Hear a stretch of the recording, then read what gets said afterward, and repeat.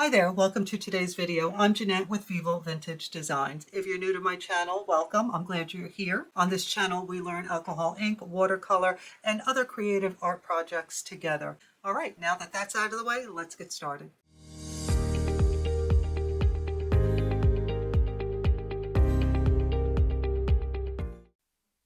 Hello friends and welcome to today's video. In today's video we're going to do a bit of watercolor layering and it's such a pretty effect. I'm using my Academy 100% cotton watercolor paper, my Muñoz pan paints, and my silver black velvet brushes. So as you can see, I'm starting out by wetting the paper and then I've selected to use a pinkish red, a yellow, and a green.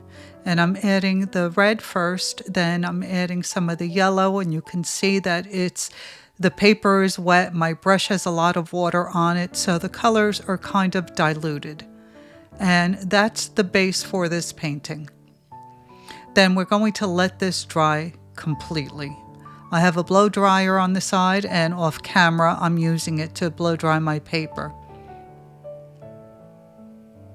Okay, so now my paper is completely dry and I'm starting out with diluted red, the same color that I used for the base, only it's not as diluted as the first layer.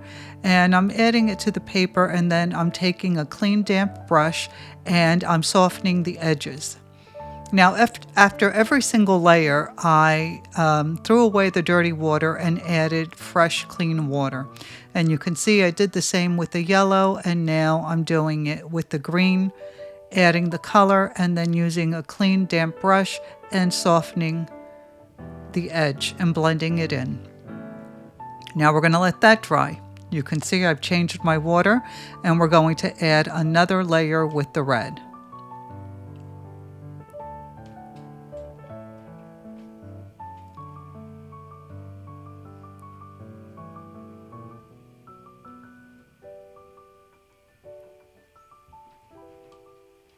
And now the yellow. And you can choose whatever colors you like for this. I saw an image that inspired this painting, so I used similar colors. I just kept mine a little bit lighter than what I saw in the image that inspired the painting. So you can see each layer is going to get a little bit darker. And it's really important that you let this completely dry or dry it completely in between each layer. Otherwise your colors will blend one into the other.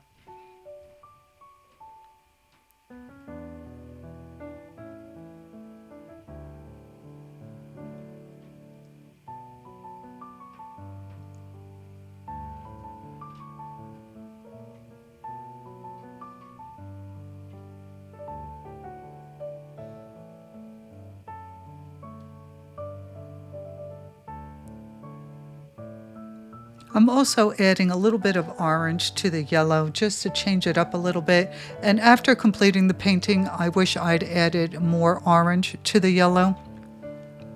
I think it would have been a nice transition. So I'm just going to continue adding these layers until I've filled in all the spaces in between.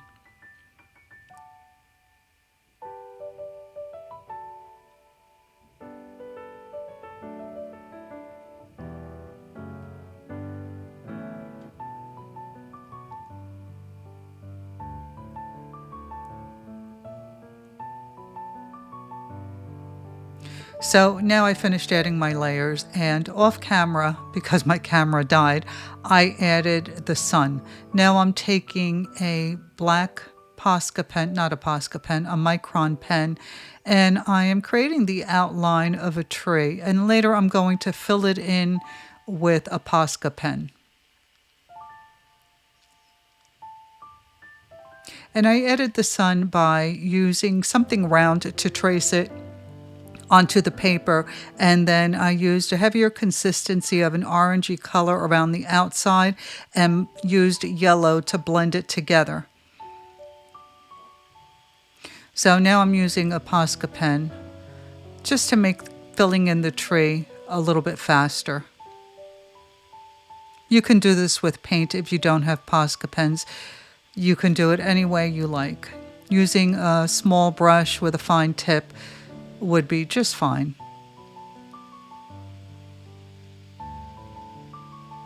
So this Posca pen that I'm using has a brush tip, and I was having a little difficulty with it because I hadn't used it in a long time, and I stored it with the tip up. So the tip got a little bit dry. So it's really important when you're storing your markers and your pens that you store them tip down. I found that to be very helpful because it keeps the tip of the marker or the nib of the marker wet. Now I'm using a micron pen to add some smaller branches and to fill in any spaces where I think I might need another branch.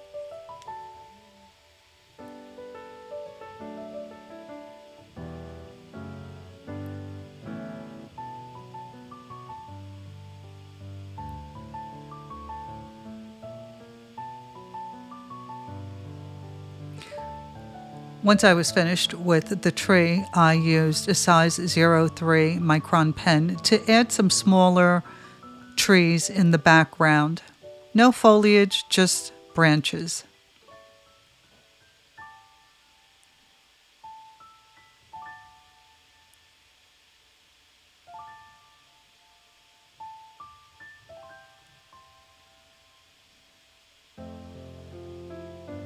And if you're a regular on my channel, you've seen me do this before. It's really easy.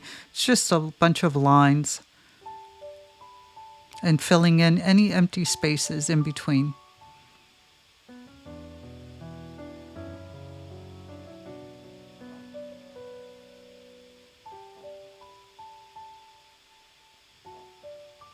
I also used the micron pen to add some grass around the base of the tree.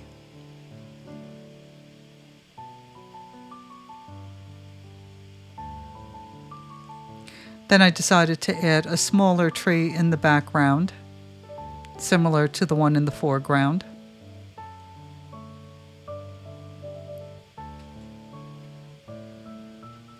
And because this one was so small, I just used the micron pen. While you watch me finish this tree, I'll remind you that all the products used are listed in the description box if you'd like to check them out or know more about them. And I hope that you consider joining our Facebook group, Vivo Vintage Design Tutorials, where you can post your versions of the paintings and techniques learned on this channel. We have such a great group of members that are very talented and very supportive. So I hope that you consider joining and share your versions of the paintings that you've learned on this channel with me. I would love to see how you do. And then I used the micron pen just to add a couple of little patches of grass here and there.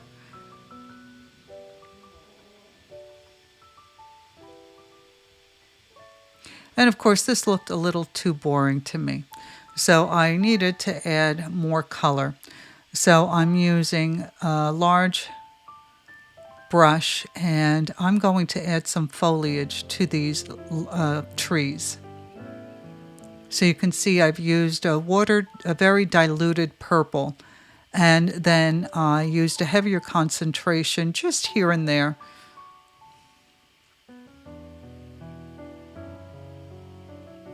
And I used a variety of colors.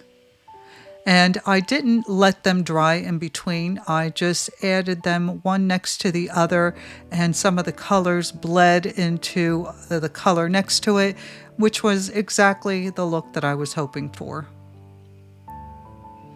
If you want more definition, you can let them dry before you start painting next to them.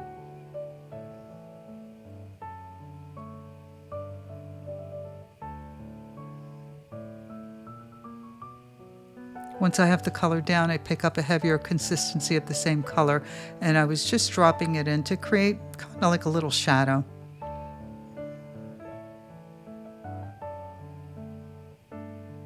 You can see there how the blue was running into the green.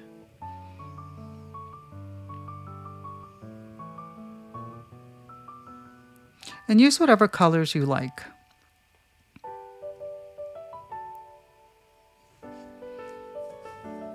And here I realized that green and orange is not a good combination of colors to have running into each other. So I used the brush to pick up some of that green that was running into the orange. And then yellow and purple is not a good combination of colors to run into each other either. So I did try to mop up some of that color as well.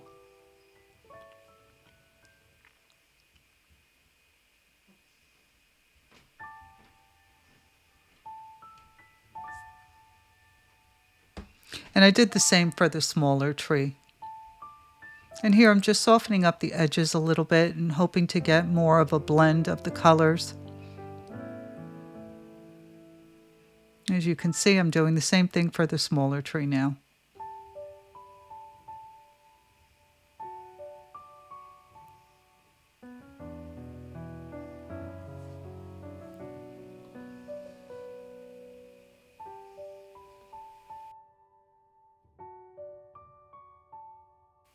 Once I was finished adding in my colorful foliage, I used a size 03 micron pen to do the outline of some leaves. And really, it was just scribbling. It started out as leaves, and then I found that scribbling was giving me the same exact effect. And I added this scribble on the bottom of each of these colors, just to create a little bit of separation between the colors and to add more detail to the foliage of the tree.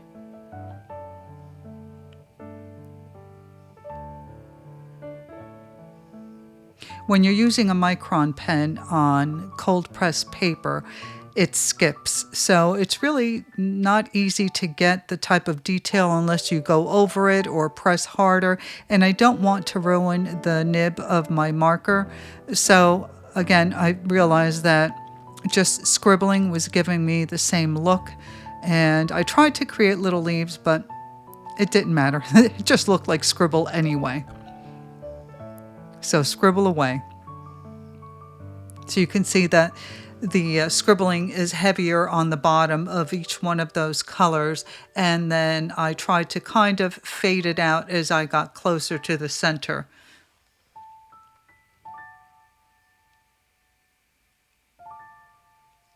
And I did the same for the smaller tree as well.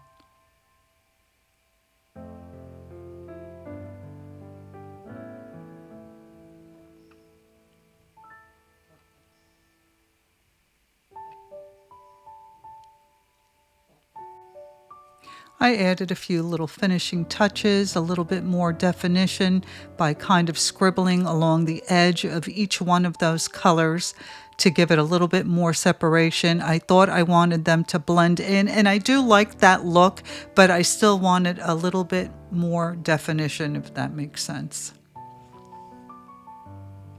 I hope that you've enjoyed watching this video as much as I enjoyed creating it.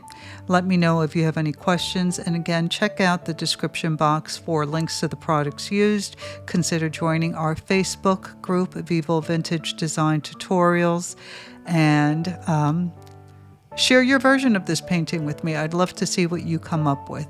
I always look to inspire, but I hope that it sparks your creativity to make the painting your own.